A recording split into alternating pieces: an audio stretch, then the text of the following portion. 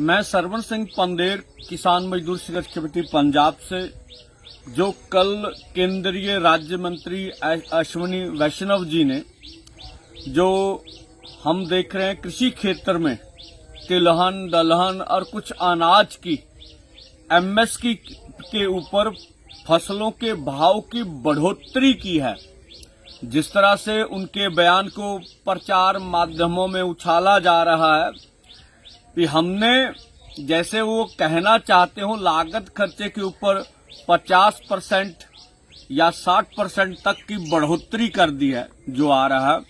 मुझे लगता है देश के प्रधानमंत्री जी को आगे आना चाहिए और जो कुछ देश के साथ असत्य बोला जा रहा है उसके ऊपर टिप्पणी करनी चाहिए। एक तो जो हम मांग रहे हैं, हम कहते हैं जो भी आप एमएसपी कम से कम जो हमारा रेट बढ़ोतरी करते हैं उसकी मंडी में खरीद होनी चाहिए, उसके ऊपर कुछ नहीं बोला गया। हम कहते कोई भी खरीदे, हमें एमएसपी लीगल गारंटी कानून बना के दीजिए, उसके ऊपर भी कोई बात नहीं हुई। ये जो बढ़ोतरी हुई है A2+F फार्मूला जो है डॉक्टर स्वामीनाथन के मिशन का, जिसमें हमारे लागत खर्चे भी पूरे नहीं होते। जो A2+F है उसमें हमारी किसानों को, जो हमारी लेबर, उसको स्किल वर्कर भी नहीं माना जाता, जिसके ऊपर फसलों की बढ़ोतरी हुई है।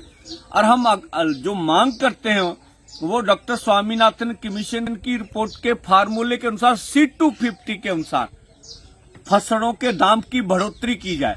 तो ये तो पहली बात तो ये है। दूसरा, अब जैसे बिहार जैसे राज्य हैं वहां मंडी ही नहीं है, जिन भी फसलों के आपने दाम बढ़ाएं वहां तो खरीदी नहीं होगी, प्राइवेट खरीदेंगे। पंजाब में अकेले धान के ऊपर आपने 69 रुपये दिए हैं, ये कुल फसल का 3% है। और दलहन और तिलहन के ऊपर कुल फसल की कीमत का 9% जो बढ़ोतरी आपने की है। अब पंजाब को धान के अलावा कुछ कपास का क्षेत्र है, अब आपने जो मक्की है, गवारा है, बाजरा है, जो दालों के ऊपर बढ़ोतरी की है, जो तेल बीजों के ऊपर, उसका तो पंजाब को कोई फायदा नहीं। इस तरह से बहुत से राज्य हैं जहां पर खरीदी, यहां मक्की का रेट अमूमन 800 से लेके 1200 रुपये होता, आपने 2400 रुपये उसका रेट ऐलान किया।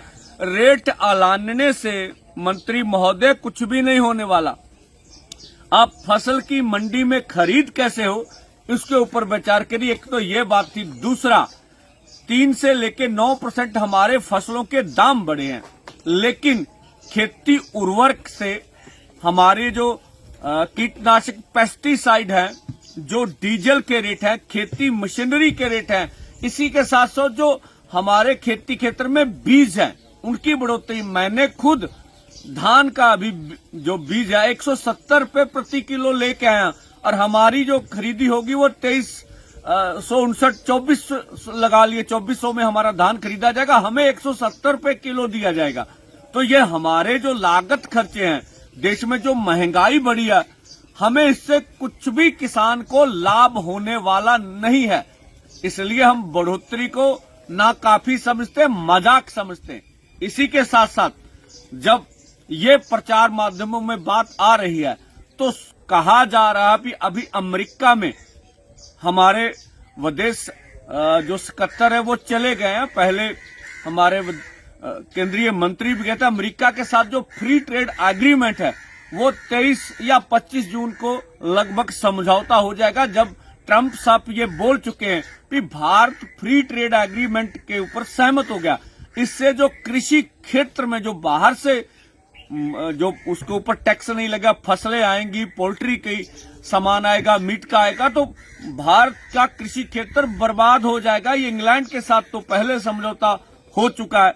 इसी के साथ जो हमारे प्रधानमंत्री जी ये बोलते थे ना खाऊंगा ना खाने दूंगा, तो सेबी की जो साबका चेयरपर्सन है माधवी बुद्ध जी, उनको लोकपाल ने क्लीन चिट दे दी, जिसके ऊपर हिडनबर्ग ने, ये आरोप उनके थे जो लगाए गए थे, जो हम लोग देख रहे हैं।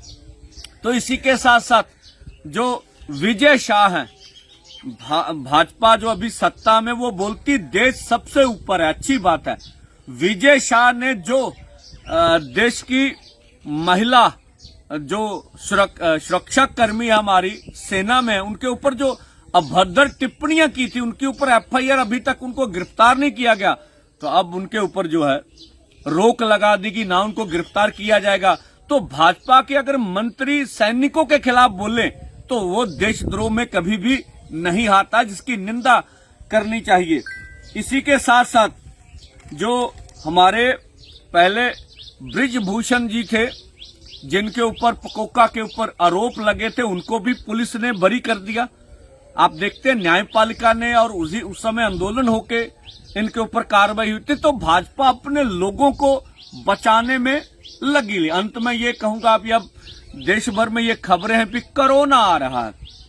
ये दुखद है जिस तरह से कोरोना ने पूरा भारत का लघु उद्योग, मजदूरों को जिस तरह से तबाह किया, जिस तरह से हमारे जो प्रवासी भारतीय थे, चाहे बिहार के लोग हों, उत्तर प्रदेश के हों, उड़ीसा के हों, मध्य प्रदेश, जिस तरह से उनको गाड़ियां नहीं मिली, चलते हुए घरों की ओर गए।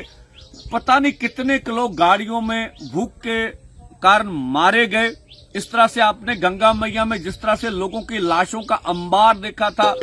फिर कोविशील्ड जो कहा जाता था, ये भारत ने टीका विकसित कर लिया, कोरोना कभी भी नहीं आएगा।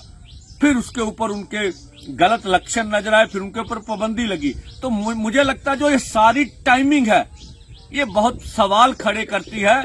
और मुझे लगता है कारपोरेट हर क्षेत्र में जो फार्मास्यूटिकल कंपनीज लगी हैं, इस क्षेत्र में वो मुनाफा कमाना चाहती। हर तरह से कृषि क्षेत्र को छीना जा रहा है, और ये अब कोरोना का हमारे ऊपर प्रहार होने जा रहा। और जमीनें जो जिस तरह से अधिग्रहण की जाई हैं किसानों को मुआवजा दिए बगैर, ये सारा देश जान रहा। हम अपील करेंगे भी, हमारा बयान भी मीडिया पर चलना चाहिए। धन्यवाद।